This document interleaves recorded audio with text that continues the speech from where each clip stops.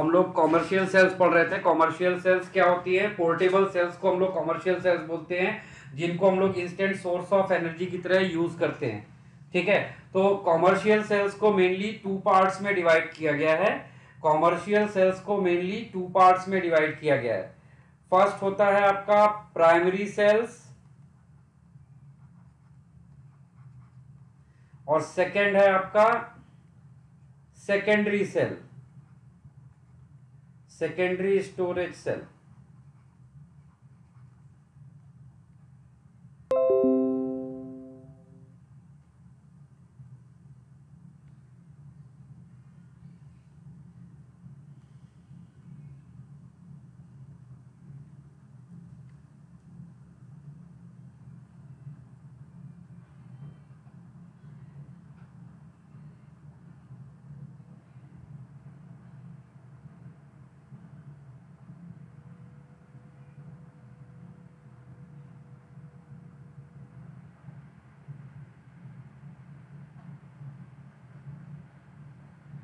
मुझे आप लोग की आवाज नहीं आ रही है बिल्कुल भी।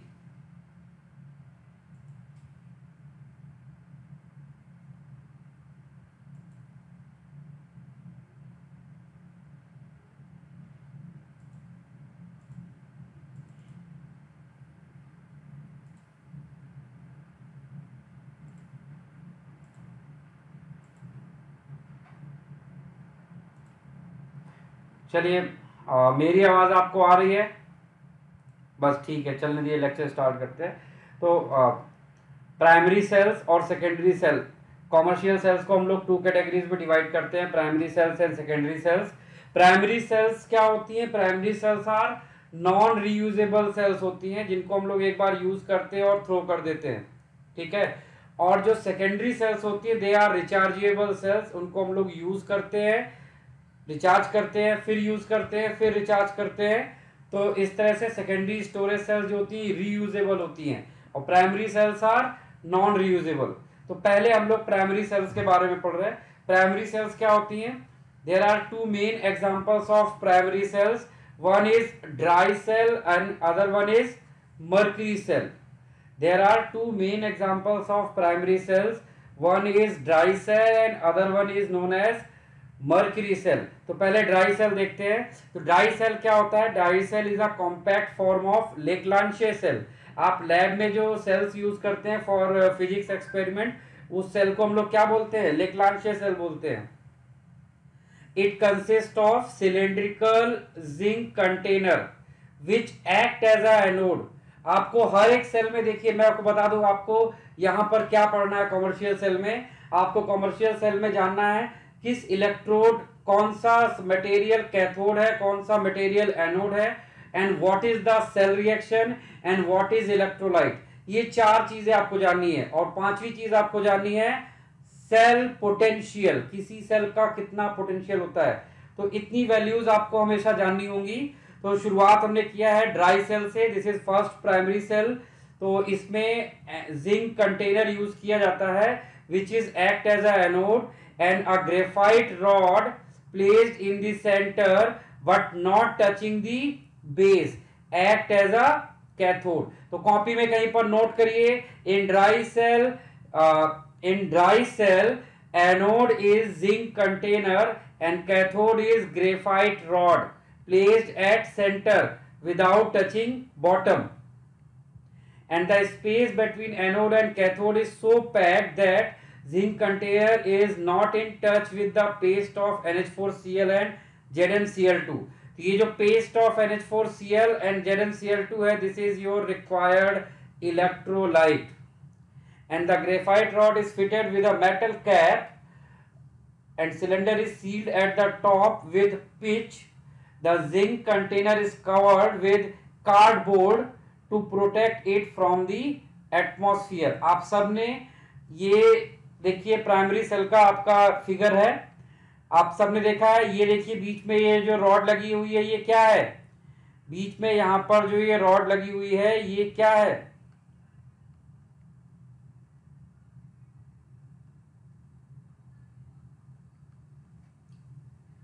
यहां पर जो बीच में रॉड लगी हुई है, ये जो ब्लैक कलर की ये क्या है, ये है आपका ग्रेफाइट रॉड, ठीक है। और यहाँ पर ये कंटेनर जो है वो जिंक का है।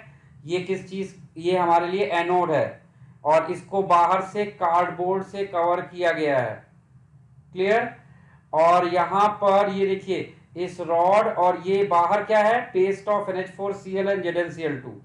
और यहाँ पे रॉड और इस पेस्ट ऑफ NH4Cl के बीच में क्या फिल है, MnO2 प्लस कार्बन, ठीक है। तो ये एक आपका सिंपल प्राइमरी सेल का सेटअप है।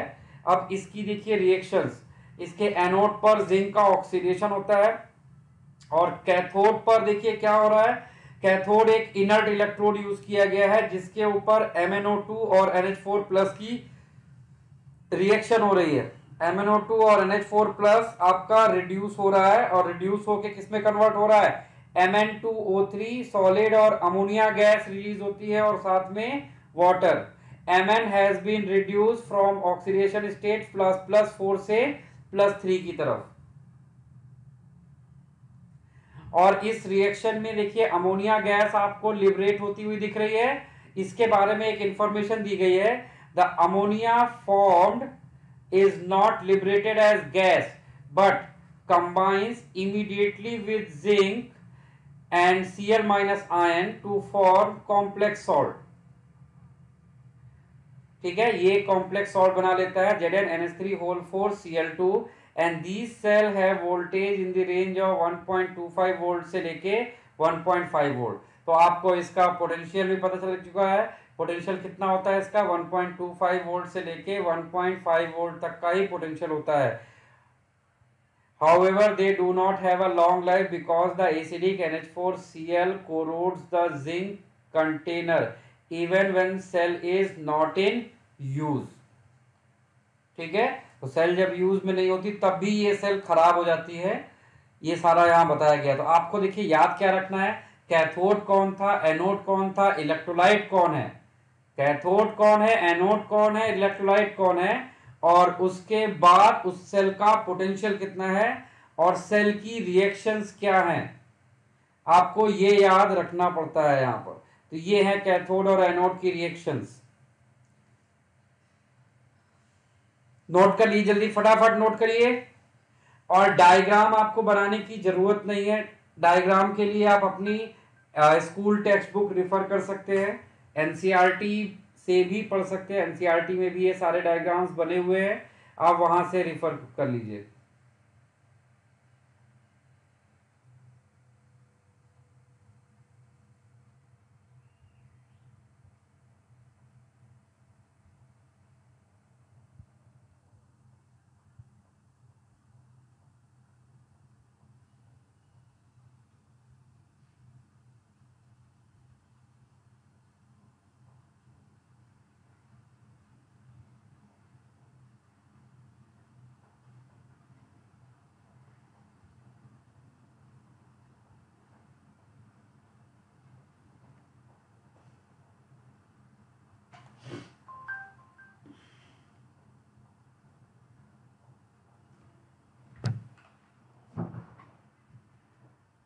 चलिए आगे बढ़ा जाए। इसके बाद सेकेंड आपका सेल है यहाँ पर मर्क्यूरी सेल। तो मर्क्यूरी इस हमारी दूसरी प्राइमरी सेल है। तो mercury cell is used in small electrical devices such as hearing aids and watches. आपने वॉचेस में जो आप सेल यूज करते हो ना, वो सेल कौन सी होती है, वॉचेस में जो हम लोग सेल यूज करते हैं वो कौन सी सेल होती है, वो यही वाली सेल होती है। जो वॉचेस में हम लोग यूज करते हैं वो यही वाली सेल है।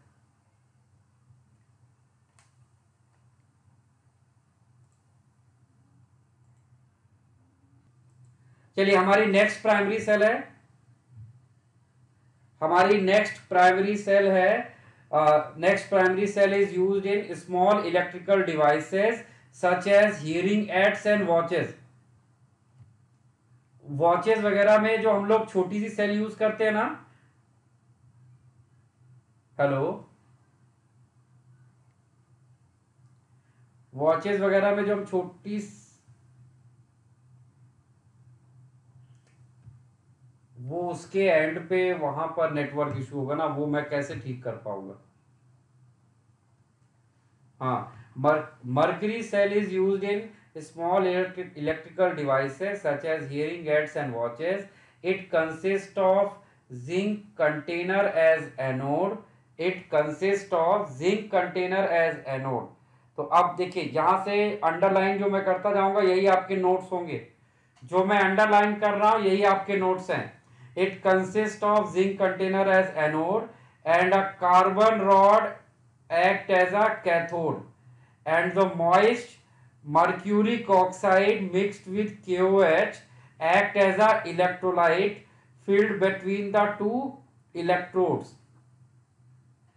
A lining of porous paper keeps electrolytes separated from the zinc anode, and the cell reactions are amalgam zinc plus base. At anode का जिंक ऑक्साइड वाटर मिलेगा और हमने कैथोड पर वाटर का इलेक्ट्रोलिसिस किया हुआ है मर्करी ऑक्साइड के साथ में, तो आपको यहाँ पर क्या मिल रहा है, mercury liquid plus 2OH minus. तो ये कैथोड और एनोड की इक्वेशन ऐड करेंगे तो हमें ये सेल इक्वेशन मिलती है. तो सेल इक्वेशंस आपको लिखनी है. उसके बाद इस सेल का पोटेंशियल कितना होता है, 1.35 वोल्ट. इस सेल का पोटेंशियल कितना है, 1.35 वोल्ट.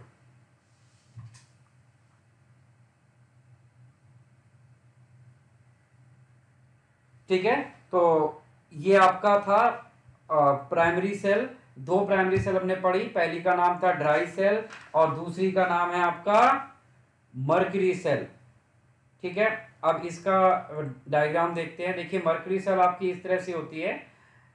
इसमें आप देख सकते हैं ये आपका एनोड है जिंक का, बीच में यहाँ पर गैप फिल किया गया है, सेपरेटर लगाया गया है, और ये कैथोड है. ये एनोड, नीचे कैथोड, बीच में सेपरेटर है, और इस पूरे को हम सेल कैन बोलते हैं. और जो ऊपर है ये जो दिख रहा होता है हिस्सा, इसको हम लोग बोलते हैं एनोड कैप. ये हमारी थी प्राइमरी सेल. दो प्राइमरी सेल हमने पढ़ी है अभी, one is dry cell and other one is mercury cell. अब आते हैं अपनी second most important thing which is known as lead storage battery और सेकेंडरी सेल्स.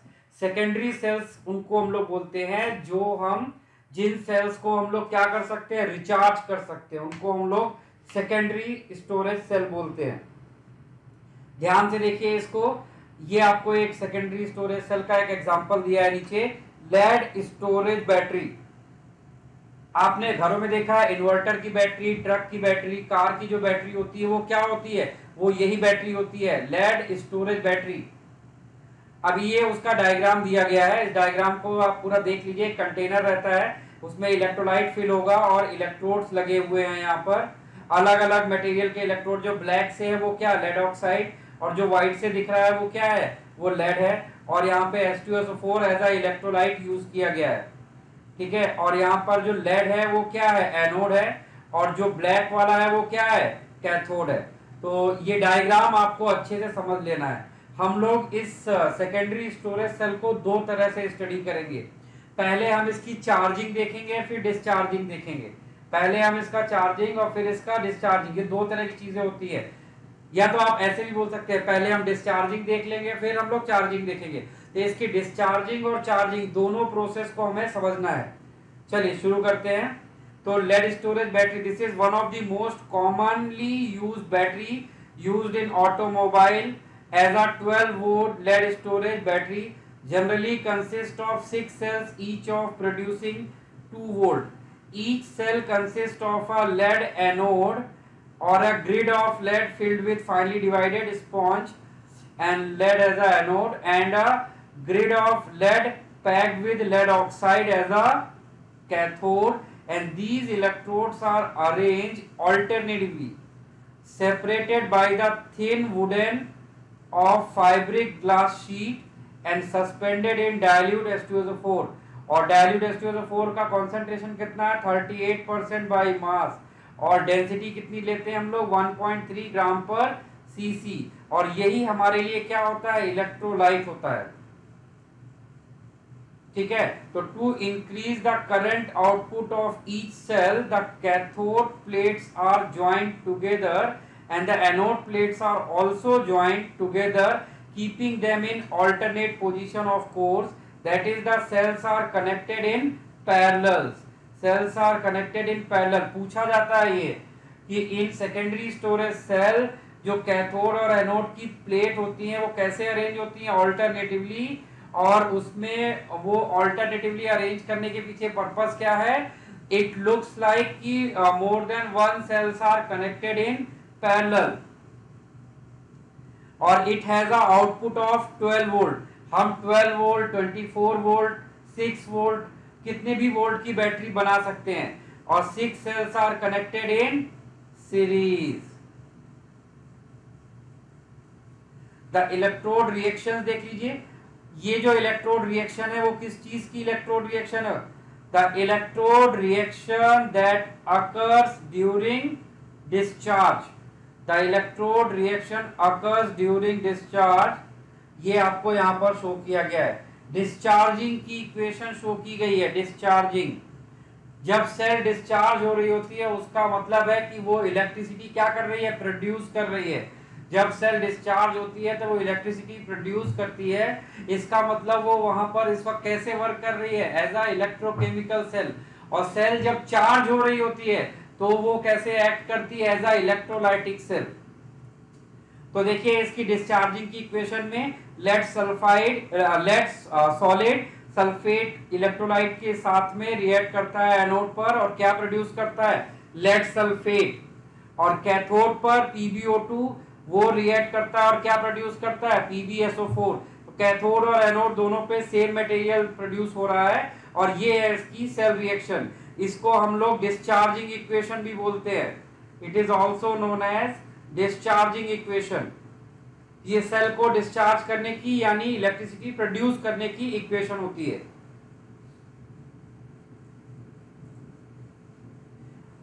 अब from the above equation it is obvious that H2SO4 is used up during the discharge.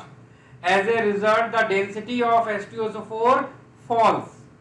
When it falls below 1.2 gram per cc, battery needs recharging. Battery needs recharging. During recharging, the cell is operated like an electrolytic cell. इस point को मैं highlighter से show कर देता हूं। इस point को मैं हाइलाइटर से शो कर देता हूं। During recharging the cell is operated like an electrolytic cell. Now electrical energy supplied it to form an external source. The electrode reactions are the reverse of those that occur during discharge. अब आपने जो वहां discharging की equation लिखी थी उसी को यहां पर रिवर्स करके दे दिया गया है। ठीक है, और आप उसको ऐड कर लीजिए, जो रिजल्ट में आएगा वो आपकी यहां पर चार्जिंग की इक्वेशन हो गई। This is your charging equation. पीछे आपने जो देखा था वो क्या था? डिस्चार्जिंग। और such operation is possible because PbSO4 formed during discharge is a solid and sticks to the electrode, and it is therefore in a position to either receive or give up electrons during electrolysis. आप सबने अगर घरों में कभी भी battery देखा होगा तो बैटरी के ऊपर आपने देखा होगा कि बहुत सारा कुछ मटेरियल डिपॉजिट हो जाता है उसके इलेक्ट्रोड्स पर। तो वो इलेक्ट्रोड्स पे जो मटेरियल डिपॉजिट हो जाता है वो क्या होता है? वो PbSO4 रहता है। कुछ येलोइश कलर, ऐसे तो ये व्हाइट कलर का सब्सटेंस है, बट ये जब बाहर आता है तो ये हमें व्हाइट येलो करके दिखाई पड़ता है। ठीक है, तो ये डायग्राम देखिए इसका यहाँ पर शो किया गया है। इसका पहला डिस्चार्जिंग का डायग्राम है। डिस्चार्जिंग वाले केस में Pb और PbO2 यूज होता है, और चार्जिंग वाले केस में Pb और PbO2 प्रोड्यूस होता है। ठीक है, तो आपसे क्लास में जब फॉर्मूला टेस्ट होगा तो आपसे मैं चार्जिंग इक्वेशन, डिस्चार्जिंग इक्वेशन लिखने को बोलूंगा लेड स्टोरेज बैटरी का, तो ये आपको मेमोराइज करना है। ठीक है, चलिए इसके बाद हम सेकंड जाते हैं। सेकंड है next secondary storage cell. Next secondary storage cell हमारी है nickel cadmium storage cell. Nickel cadmium storage cell ये थोड़ी सी कॉस्टली सेल होती है, ये भी रिचार्जेबल होती है, और इसमें this is another rechargeable cell which is becoming more and more popular, especially in the calculators. It has a longer life than lead storage cell but is more expensive. ये भी रिचार्जेबल होती है, ये अच्छी भी होती है, लेकिन बस इनके साथ प्रॉब्लम क्या है, they are costly. It consists of cadmium electrode as a anode and a metal grid containing nickel oxide as a cathode. और इलेक्ट्रोलाइट क्या होता है, KOH सोल्यूशन. ठीक है, और ये इसकी इलेक्ट्रोड की रिएक्शन है. एनोड पर कैडमियम हाइड्रोक्साइड बनाता है और एनोड कैथोड पर निकेल ऑक्साइड निकेल हाइड्रोक्साइड बनाता है, और ये उसकी फाइनल सेल इक्वेशंस है. तो आपको हर एक सेल का इलेक्ट्रोड यानी कैथोड, एनोड, इलेक्ट्रोलाइट, सेल का पोटेंशियल और सेल की रिएक्शंस, इतनी चीजें आपको लर्न करनी है और मेमोराइज करनी है. ठीक है, तो ये आपका निकिल कैडमियम स्टोरेज सेल है और ये उसका सेल इक्वेशन लिखा है. ये भी एक सेकेंडरी स्टोरेज सेल रहती है. ठीक है, तो ये हमारे mainly common easily used and chief cells थी जो आप यूज करते हैं. लेकिन इन सब के आपने देखा था कि पोटेंशियल जो होते हैं वो बहुत ज्यादा नहीं होते. इन सब को आप बहुत हैवी ड्यूटी पर्पस के लिए यूज नहीं कर सकते. ठीक है, तो हमें एक ऐसी सेल्स की जरूरत थी जो हैवी ड्यूटी देती है. तो आगे हम लोग ऐसी ही सेल्स को देखेंगे. आने वाला समय जो है वो सेल्स का टाइम है. तो कौन कौन सी सेल्स हमें मिलेगी आगे, वो हम लोग को स्टडी करना है नेक्स्ट. तो नेक्स्ट है हमारा फ्यूल सेल. अच्छा, इसका इस वाले कैडमियम सेल का पोटेंशियल लिख लीजिएगा, इट इज 1.4 वोल्ट होता है. फिर नेक्स्ट है हमारा फ्यूल सेल. फ्यूल सेल ये बहुत इंपॉर्टेंट सेल है भाई. Galvanic cell that are designed to convert the energy produced during combustion of fuel. Galvanic cells that are designed to convert the energy produced during the combustion of fuels such as H2, CH4, CH3OH, etc. directly into electrical energy are called fuel cell. एक बार फिर से देखिए, galvanic cells that are designed to convert energy produced during combustion of fuels such as hydrogen, methane, methyl alcohol, etc. directly into electrical energy are called fuel cell. One such cell which has been very successful in hydrogen oxygen fuel cell.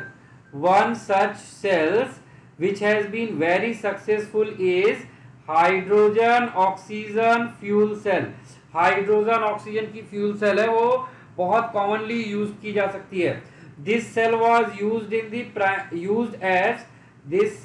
used as the primary source of electrical energy on Apollo moon flights. जब इसका space mission था moon वाला, वहां पर इन cells को as a primary source of energy use किया गया था. And the weight of the fuel sufficient for 11 days in space was approximately 200 kg. The weight of the fuel sufficient for 11 days in space was approximately 200 kg. This may be compared with several ions that would have reacted. Moreover, the product of combustion, namely water, was used for drinking by the astronauts. देखिए, यहाँ पर आपको ये बता रहा है कि ये जो हाइड्रोजन सेल थी जिसको हम लोग फ्यूल सेल बोल रहे होते हैं, ये फ्यूल सेल एक तरह की गैल्वेनिक सेल होती है जो वेरियस कंपाउंड्स के फ्यूल्स के कंबशन से एनर्जी जनरेट करता है. वेरियस फ्यूल्स के कंबशन से एनर्जी जनरेट करता है. उसी में से एक फ्यूल सेल का एग्जांपल दिया गया था, hydrogen oxygen fuel cell. And this fuel cell is used in Apollo space program. और वहां पर जब यूज किया गया था, इसका वेट वहां पर कितना था, अराउंड 200 kg इसका वेट था. ठीक है, और इस फ्यूल सेल की सबसे वहां पर इस अपोलो स्पेस प्रोग्राम के लिए फ्यूल सेल का एक और बहुत बेहतरीन यूज था. वो ये था कि ये वहां पर जो एस्ट्रोनॉट उस स्पेसशिप के साथ जाते हैं उनके लिए ड्रिंकिंग वाटर का भी काम करता है. क्योंकि during fuel cell some water released, और जो रिलीज वाटर होता है वो इस एक टैंक में स्टोर कर लिया जाता है और जो यूज किया जाता है एज अ जो यूज किया जाएगा एज अ ड्रिंकिंग वाटर। अब आप यहाँ पर स्क्रीन पे देख सकते हो, एनोड पर देखिए हाइड्रोजन गैस वाटर रिलीज करता है और कैथोड पर वाटर कंज्यूम करता है। तो ये जो एनोड, और फिर ओवरऑल सेल रिएक्शन देखिए तो आपको ये दिखाई पड़ रही है। तो ओवरऑल सेल रिएक्शन से आपको समझ में आएगा कि सेल में ओवरऑल क्या होता है, वाटर रिलीज होता था और इस वाटर को ड्रिंकिंग पर्पज में यूज किया जा सकता है। तो अच्छा, अब इस फ्यूल सेल का देखिए डायग्राम देख लीजिए। डायग्राम में कह रहा है the general design of H2O2 fuel cell is shown in figure. It consist of porous carbon electrode. It consist of porous carbon electrode. ये आपका जो यहाँ पर लगाया गया है, this is your what, porous carbon electrodes लगाए गए हैं। इनमें से एक कैथोड है, दूसरा एनोड होगा, और containing suitable catalyst finally divided platinum और palladium incorporated in them for increasing the rate of electrode reaction। Electrode reaction को बढ़ा, रेट को बढ़ाने के लिए यहाँ पर क्या डाले गए हैं, कैटलिस्ट भी ऐड किए गए हैं इनके ऊपर। द कॉन्सेंट्रेटेड KOH और NaOH solution is spaced between the electrode to act as a electrolyte, and hydrogen and oxygen gases are bubbled through the porous electrode। यहाँ से हाइड्रोजन और यहाँ से ऑक्सीजन इलेक्ट्रोड्स में बबल्ड किए जाते हैं। और उसके बाद सेल इक्वेशन आपके सामने है।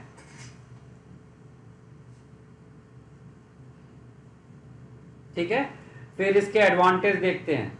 इसके एडवांटेज हैं, gaseous materials are consumed and continuously supplied. Because of the continuous supplies such cells never becomes dead.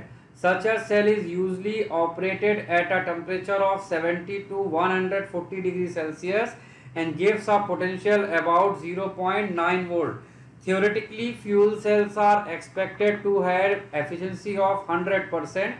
However, practically they give an efficiency of 60 to 70%.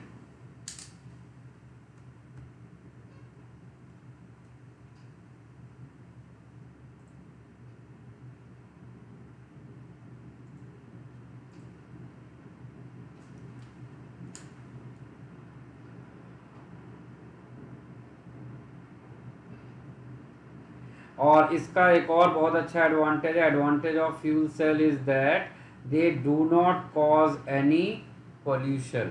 अब इसके डिसएडवांटेज देखते हैं। The construction of fuel cell is however faced with certain technical, economical and practical difficulties. A few of these are as follows.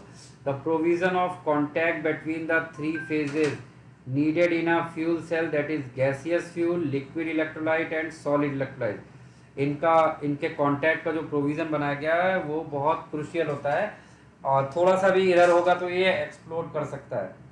दूसरा, corrosiveness of the electrolyte used. NaOH और KOH highly corrosive substance होते हैं। And सबसे बड़ा factor है high cost of the catalyst needed for the electrode reaction and the problem of handling gaseous fuels at the low temperature and high pressure।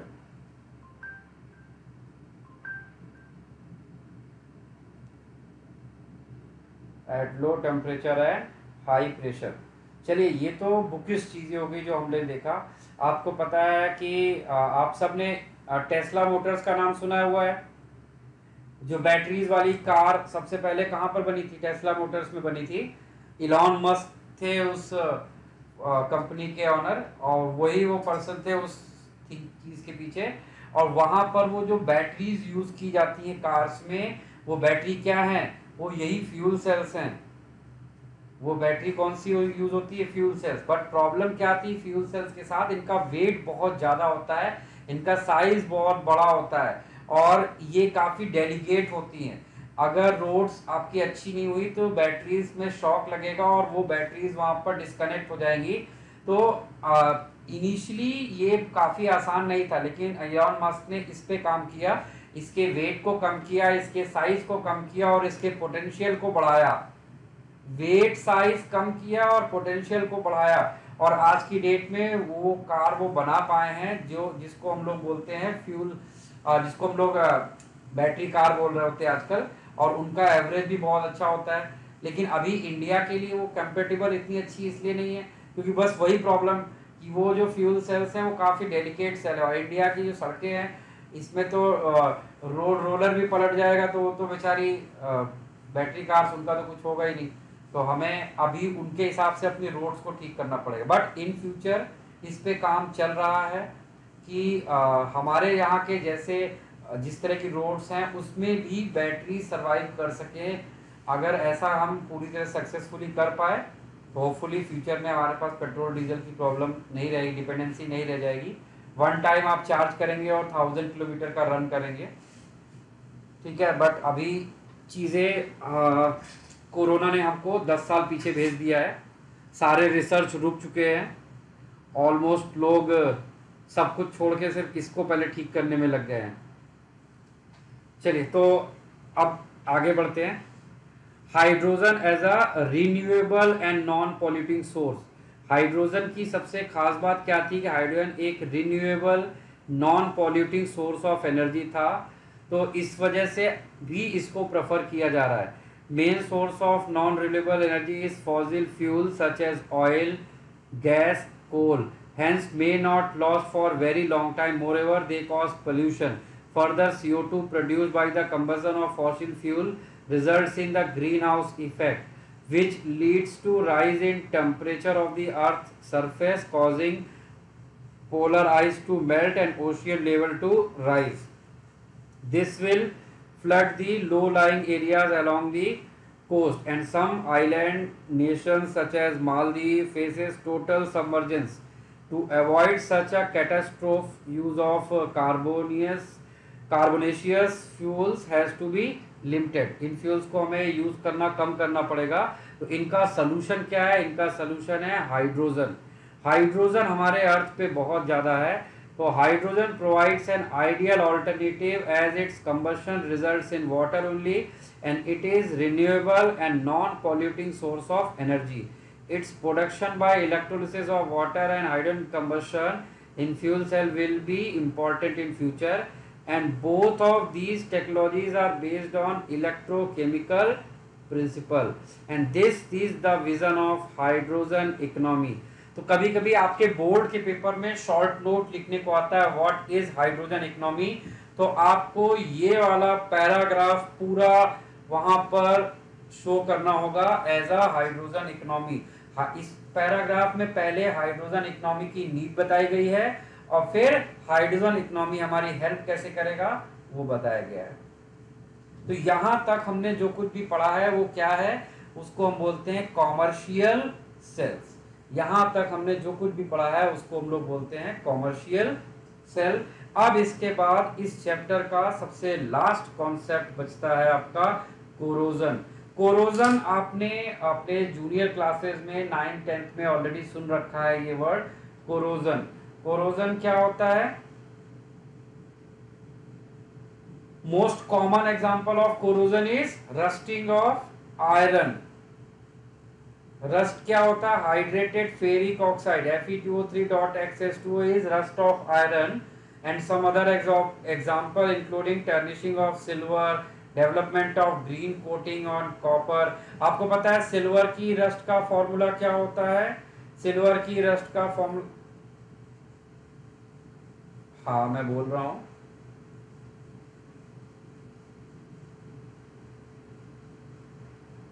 ऐसा कैसे हो रहा है यार? आवाज क्यों नहीं आ रही है? माइक भी ऑन है।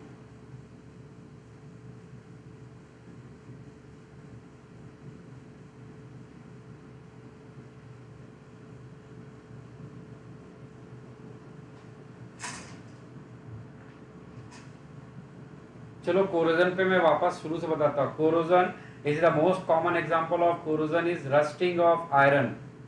The rust is hydrated ferric oxide Fe2O3.XS2O, and some other examples are turnishing of silver, development of green coating of copper. तो ये जो टर्निशिंग ऑफ सिल्वर होता है, मतलब जो सिल्वर की रस्ट है उसका फॉर्मूला ये होता है, ब्लैक कलर का होता है ये, और जो ग्रीन कोटिंग ऑफ कॉपर है वो क्या होता है? CuCO3.CuOH होल ट्वाइस, ये ग्रीन कलर का होता है, इसको हम लोग एजुराइट भी बोलते हैं। तो ये कुछ एग्जांपल्स दिए गए हैं कोरोजन के, ठीक है। इसके बाद आता है mechanism of corrosion. The theory of corrosion can be explained by taking an example of rusting of iron. The theory of corrosion can be explained by taking an example of rusting of iron.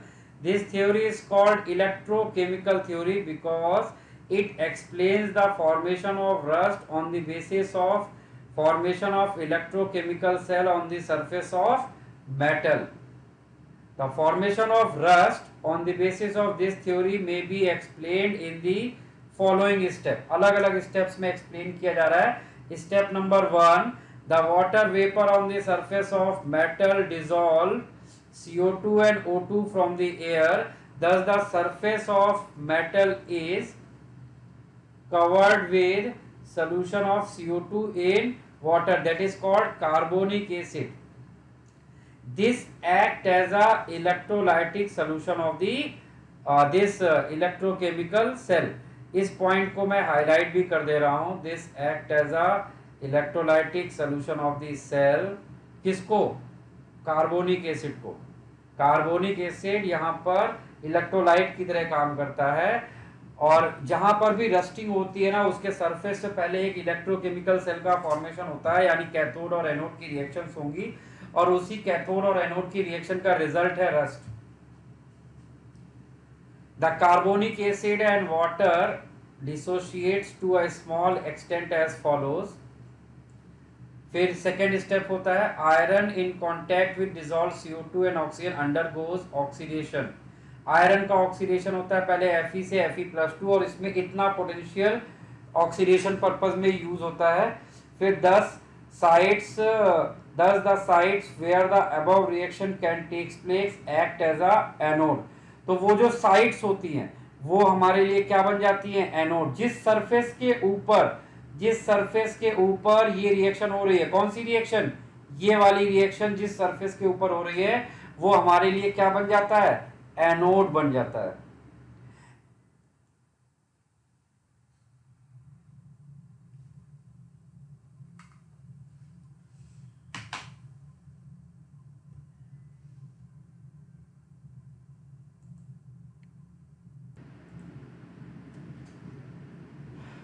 हाँ, तो उसके बाद बता रहा as a result of the above reaction the iron is converted into ferrous iron.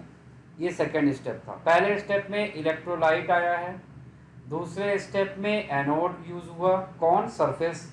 तीसरे step में the electron lost by the iron are taken up by the H+ ion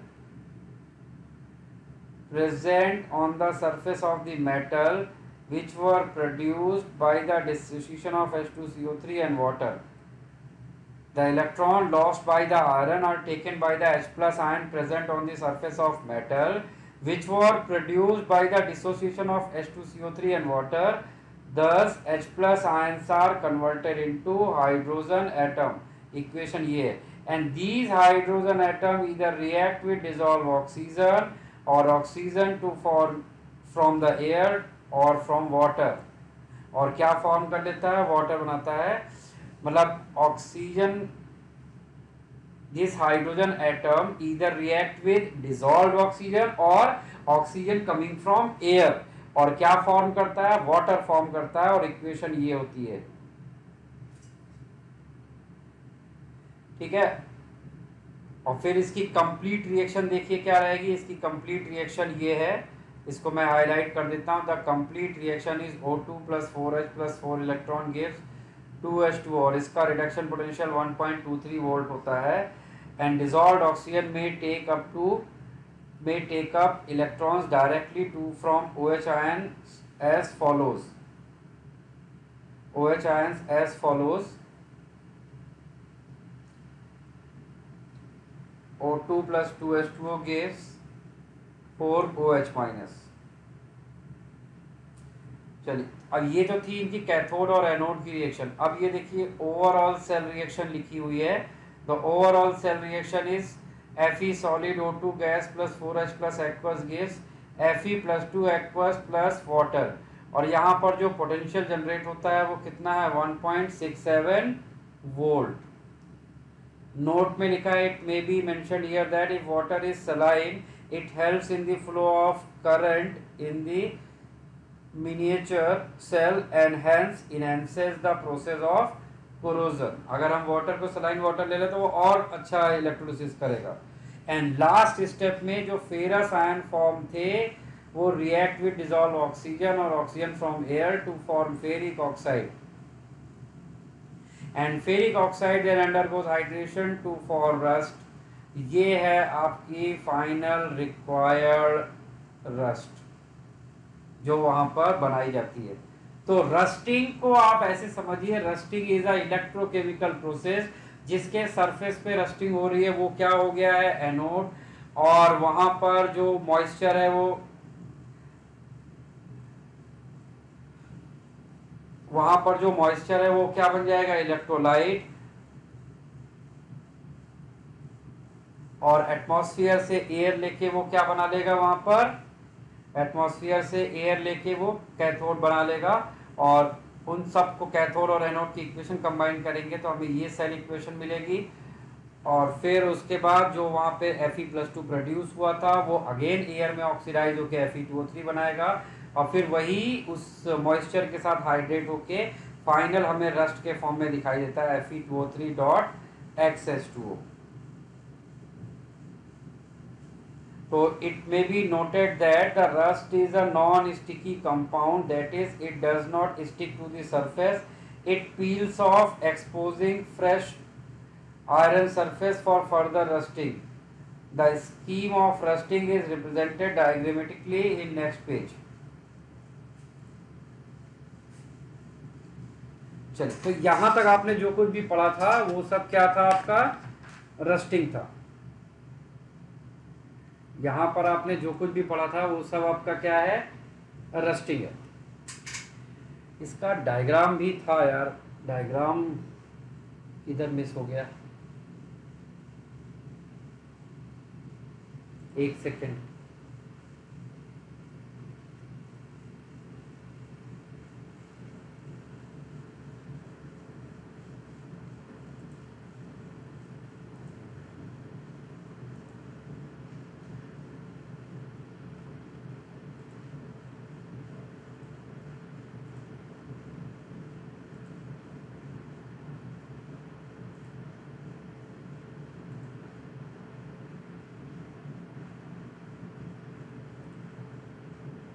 हाँ देखिए, ये इसका डायग्राम है। यहाँ पर देखिए इस डायग्राम पे ये आयरन का मेटल शीट था, इसके सरफेस पे यहाँ पे मॉइस्चर है, इसमें जो आयरन था वो ऑक्सीडाइज होकर Fe+2 बनेगा और फिर वही Fe+2 ऑक्सीजन से फर्दर ऑक्सीडाइज होकर Fe2O3 बन के इसके ऊपर ब्राउन कलर का रेसिड्यू बन के डिपॉजिट हो जाएगा। ये इसके कैथोड और एनोड की रिडक्शन और ये इसकी सेल रिएक्शन यहाँ पर गिवन है।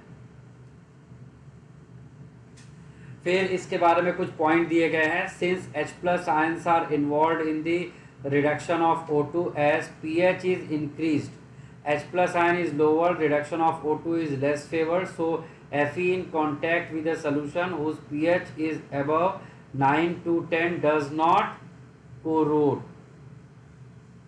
Saline water helps in the flow of current. Miniature cell, ये जो ऊपर सेल बनी है इसको हम लोग मिनिएचर सेल बोलते हैं।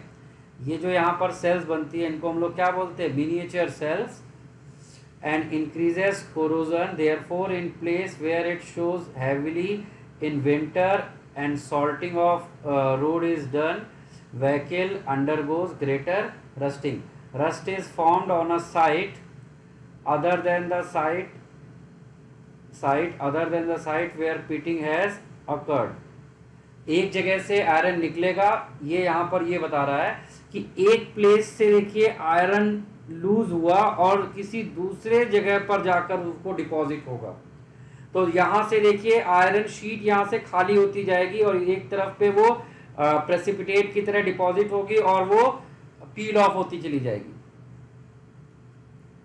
And cathode is generally the area having the largest amount of dissolved oxygen and the rust is often form there. जहां पर ऑक्सीजन कंटेंट ज्यादा होगा जिधर, वहां पर रस्ट का फॉर्मेशन होता है। ये तो आपका कोरोजन था और उसकी रिएक्शंस थी। उसके बाद आता है factors which promote corrosion. Factors which promote corrosion में पहला reactivity of metal, more active metals are readily corroded, presence of impurities, presence of impurities in metal enhances the chances of corrosion, pure metal do not corrode, for example pure or iron does not rust। अच्छा कोई बता सकता है iron pure metal या कोई भी pure metal rusting क्यों नहीं होता? क्योंकि प्योर मेटल जल्दी रिएक्ट नहीं करता, जल्दी ऑक्सीडाइज नहीं होता।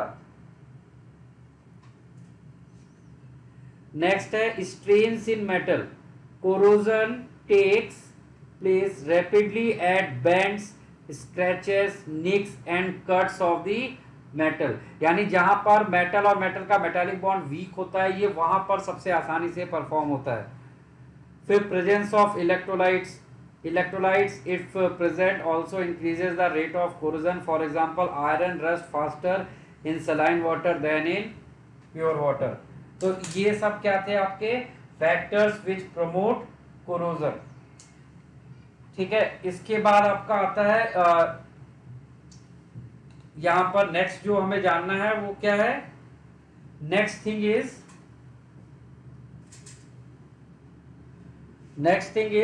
ये आपका क्या था, यहां पर आपने प्रमोशन देखा था, कौन कौन उसको कैटलाइज करता है।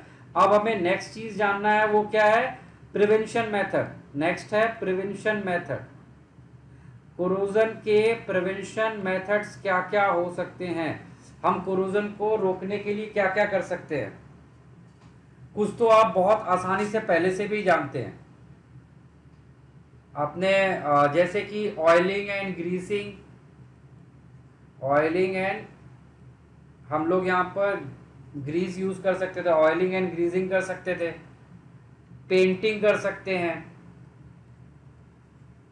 मेटल सरफेस के ऊपर ऑयलिंग कर दीजिए, ग्रीजिंग कर दीजिए, पेंटिंग कर दीजिए। ठीक है, और हम लोग क्या कर सकते हैं यहाँ पर, बैरियर प्रोटेक्शन कर सकते हैं, या फिर हम लोग जिसको बोलते हैं एनोडाइजेशन या फिर गैल्वनाइजेशन, गैल्वनाइजेशन और एनोडाइजेशन भी कर सकते हैं। चलिए, तो ये वाला पार्ट मैं आपके लिए छोड़ता हूं, आप इसको एनसीईआरटी से रीड करिए, prevention methods for corrosion. Corrosion से बचने के लिए आपके पास कौन कौन से प्रिवेंशन मेथड्स हैं, ये आपको घर से पढ़ के आना है। प्रिवेंशन मेथड्स घर से पढ़ के आना है आपको, ये अपने आप आपको रीड करके प्रिपेयर करना होगा। प्रिवेंशन मेथड्स, हाँ बोलो।